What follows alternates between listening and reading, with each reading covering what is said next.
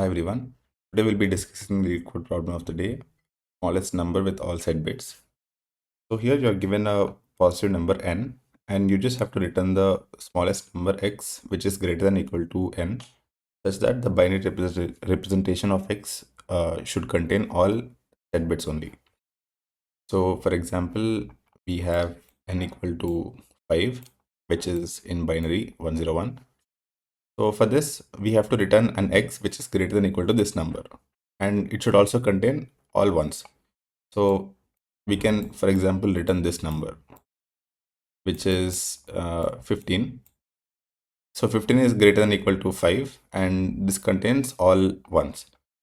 But in that, he asks you to return the smallest number x. So you have to minimize the value of x. So maybe if we take this number 111, which is in binary, which is in decimal 7. So 7 is greater than 5, and also it has all ones. So we can't take any number smaller than this.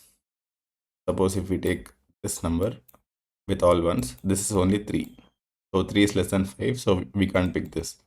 So 7 is the smallest number which has all set bits, and it's greater than or equal to n. So for this input, answer is 7. And similarly, you see for 10, this is 10 in binary. So for this, we can see the answer is something like this, all ones, and this is 15 in decimal. So we return 15. And the third input, we have n equal to 3. This is 3 in binary. So for this, the answer is straightforward. It is again 3, because we have greater than or equal to. So it can also be equal to n. So for this input, the answer is 3. And coming to the constraints, the n is ranging from 1 to 1000. Now let's go over the approach. So the approach is pretty straightforward. We have a number like this, 1, 0, 1. Now this big number. So for this, it is obvious that we have to return a number which has all ones. And the number of bits in this val x should be equal to the number of bits in this n. But in x, we should have all ones. So to get the x, what we can do is, first we need to find how many bits we have in n. 6, 7. So here we have a total of 7 bits in n. So once we get the number of bits, so we can get the number of bits by repeatedly dividing n by 2, and the number of steps it takes for n to reach 0 when we divide 2, that will give us the number of bits. Because whenever we divide by 2, the last bit disappears. So divide by 2 once, this disappears.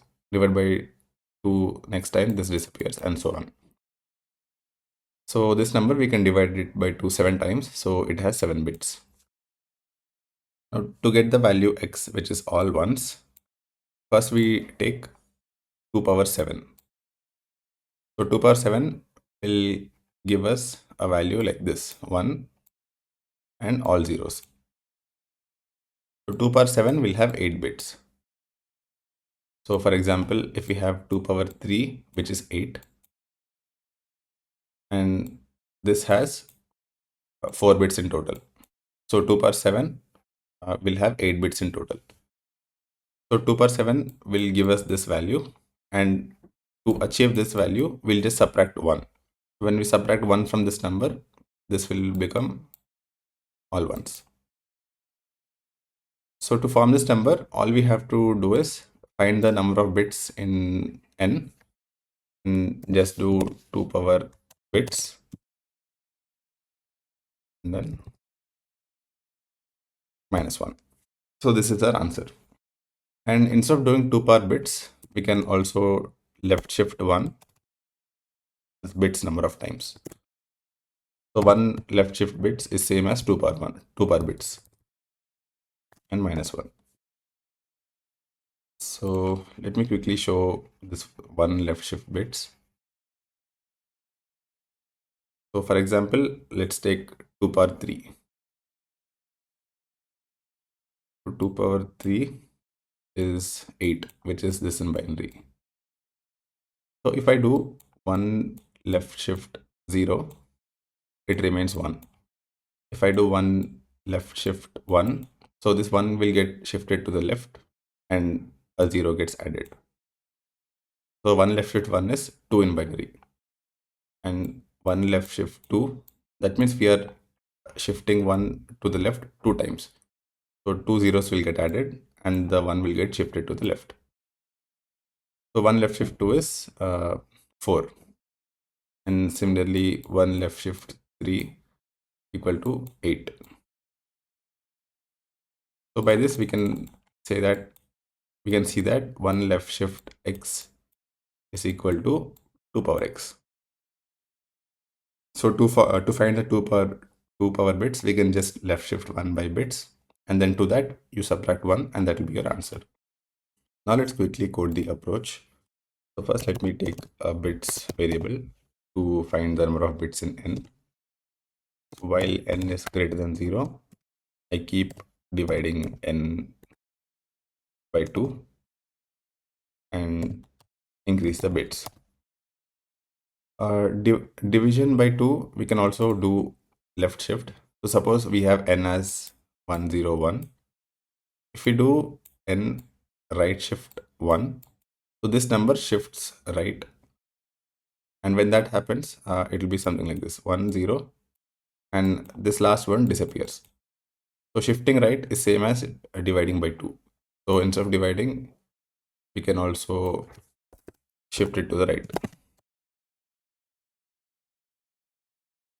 So shifting by right means dividing by 2, and shifting to the left means multiplying by 2. So here, while n is greater than 0, we are dividing n by 2 and increasing the bits. Now when we have the total bits, so we'll just return 1 left shift bits, which means 2 power bits, and to that minus 1.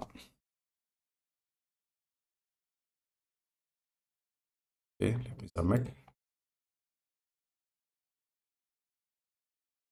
Yeah, and it works. Finally, let's do the time and space complexity analysis. So for the time complexity, we are just dividing the number by 2 until it reaches 0. So this while loop will run logN times. So complexity will be logN, and space complexity is constant since we are just initializing bits variable. So time is logN, here logN base 2, and space complexity order of 1. And I also have the code in Python. If anyone wants to view it, I'll add it in the description as well. And let's catch up in the next video.